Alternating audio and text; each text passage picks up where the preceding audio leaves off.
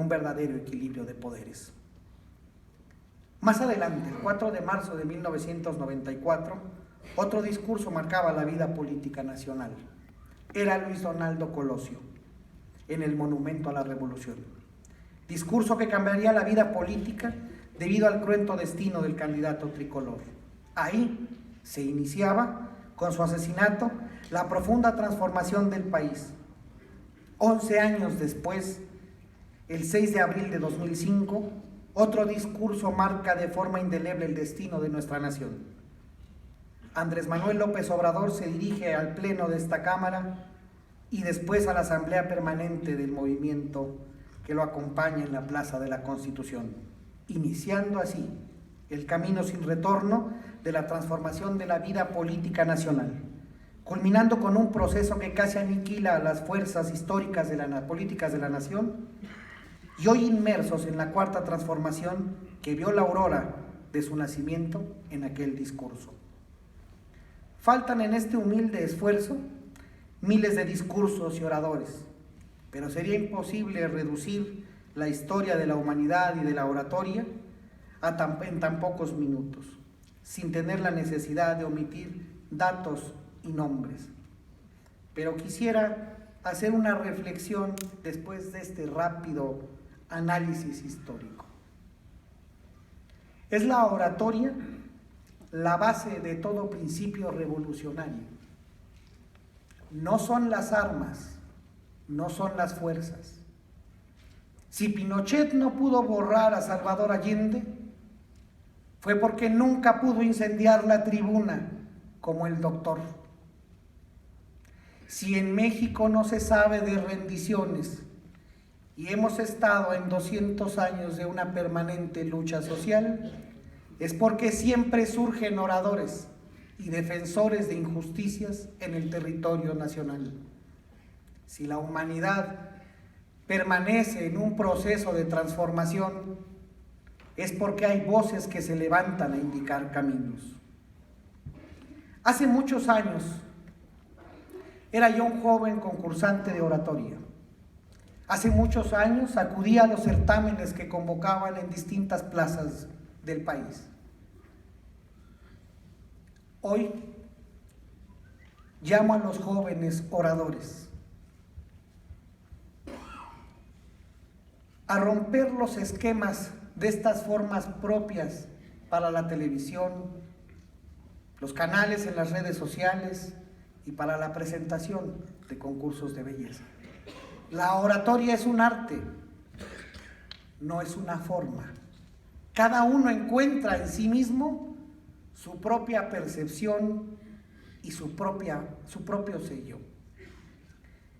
Quisiera destacar las miles de escuelas hoy de oratoria que promueven estilos anquilosados y estilos únicos para hablar en público, técnicas de dominación, de lenguaje, de tono y de tiempo.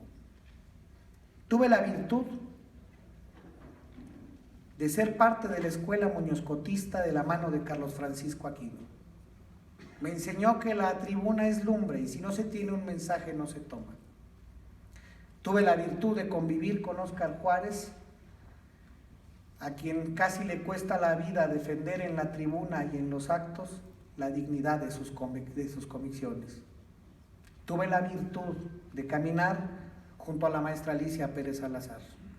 Tengo la virtud de tener amigos oradores que dan la dignidad y la vida por sus convicciones. Tengo la virtud de ser alumno del hombre que atacó al partido todopoderoso desde la humildad de su voz y acabó golpeado muy lejos de donde le hicieron favor de recogerlo. Estamos en una época de discursos vacíos, de lords y ladies.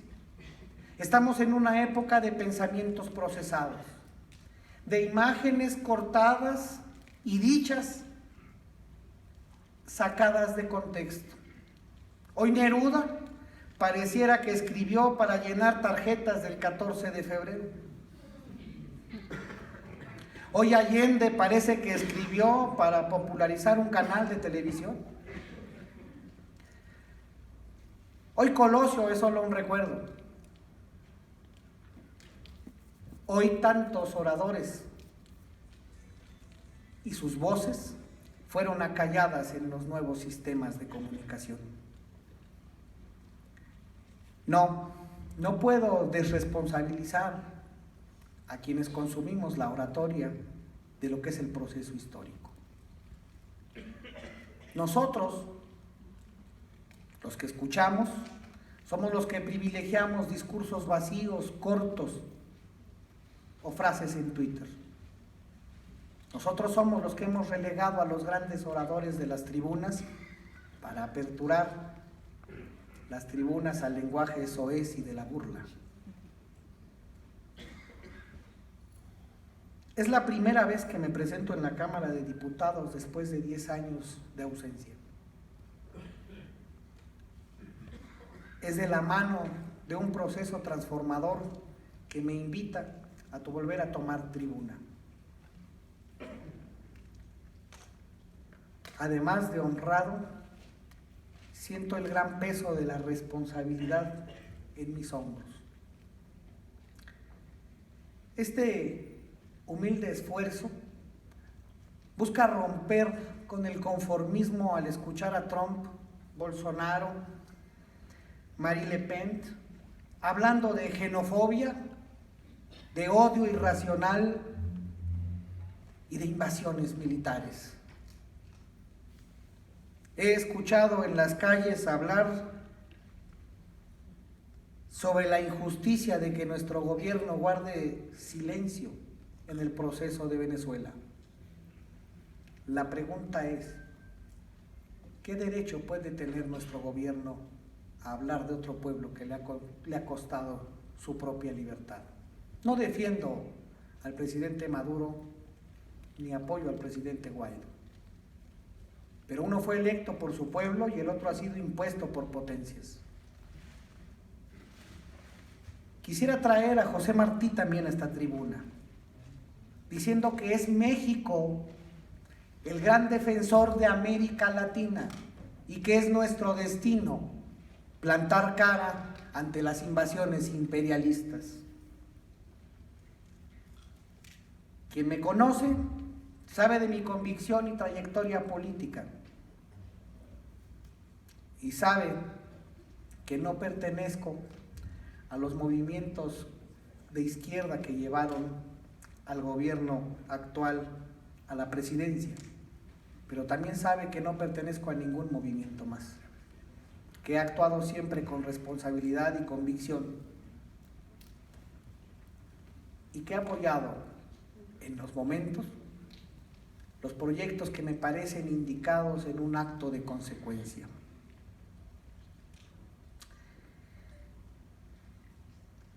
Quisiera traer también a esta tribuna una querida presencia, la presencia de Alicia Pérez Salazar,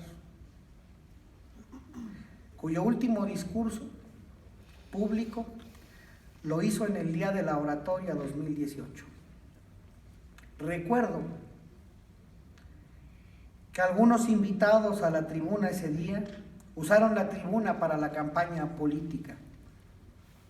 Recuerdo que la maestra tomó con dignidad la tribuna y dijo estas palabras: que existen palabras de pie y palabras de rodillas, palabras que reptan y que vuelan. Hemos hablado de oratoria y de oradores, no de la burocracia de la palabra hablada. Hablamos de oratoria y no de los que manchan la tribuna con la calumnia y la demagogia, o los que aprovechan la coyuntura política. Esos no son oradores, son piratas del verbo. Con el buen orador arden las palabras, se incendian los silencios y el verbo se convierte en luz. Hemos hablado de oratoria y de oradores, no de los mercaderes de la elocuencia. El orador representa el rostro de una nación, no solo del que habla. Traje estas palabras ante el encono político en el país, en los actores, que no así en los pueblos.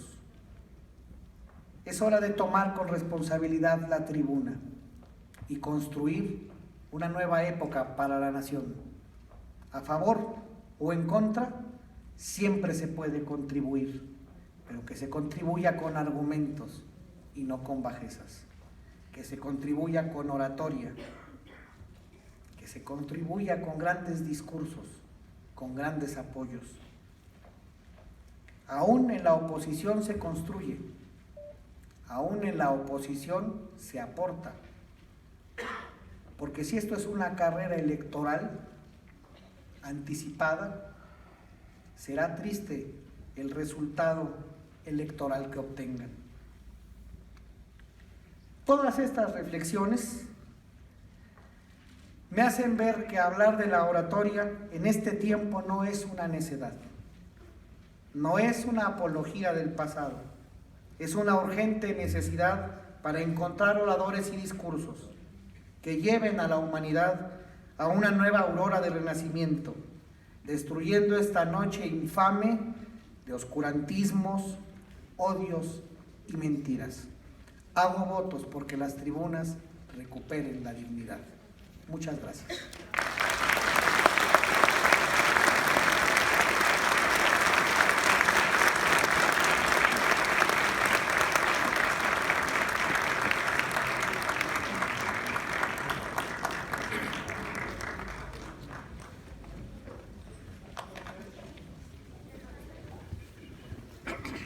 Bien, pues en esta tarde, en un breve espacio, hemos hecho un maravilloso viaje